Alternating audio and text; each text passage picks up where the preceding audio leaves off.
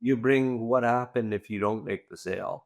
And what happens is that you basically you follow up and do all the little things, because in any given industry there's going to be a lot of different people. Sometimes there's 9 or 10 different people trying to get their business. Sometimes there's two or three.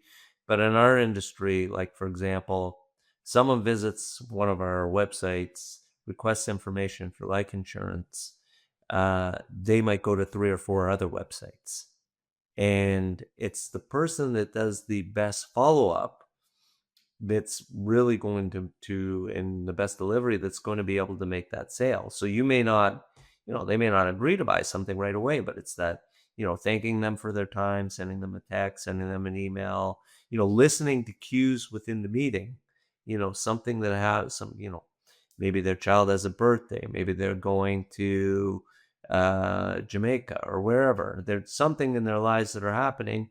Asking them how those things happen in a sincere way, in a sincere way. And what's that going to do? That's going to build trust. And that's a big, I go back to that again. The If you have three separate, let's say you're trying to do your basement. If you reach out to three people for quotes, it's the people that are not necessarily the least expensive one that's going to get the business.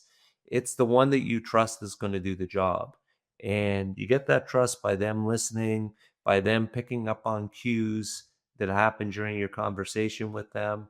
The person who follows up with that quote, everyone may give them a quote. If you reach out to three people for a quote on a basement, and that's not my industry, but all three may give them a quote. But it's the person that's following up with them after that initial quote. They may have said they want to do their basement, and then all of a sudden their kid gets sick, or they had to travel somewhere for work. So, the person that's following up on that, saying, asking about that, and then continuing to follow up, and this may not happen for 6 or 9 months down the road, is the one who's going to get the business. And it's having those systems in place to keep following up, because I may have had 400 or 500 people at any one time that was in that process, where they're not buying right now, but they may be buying, 3 months from now or 4 months from now. So in a given day, I'd have 15 people that I'm reaching out to that would fall within that cycle. And then some of them would say not interested. Well, then they're no longer on the list. If I find they're truly not interested, some of them would agree to a meeting, and some of them would get pushed forward.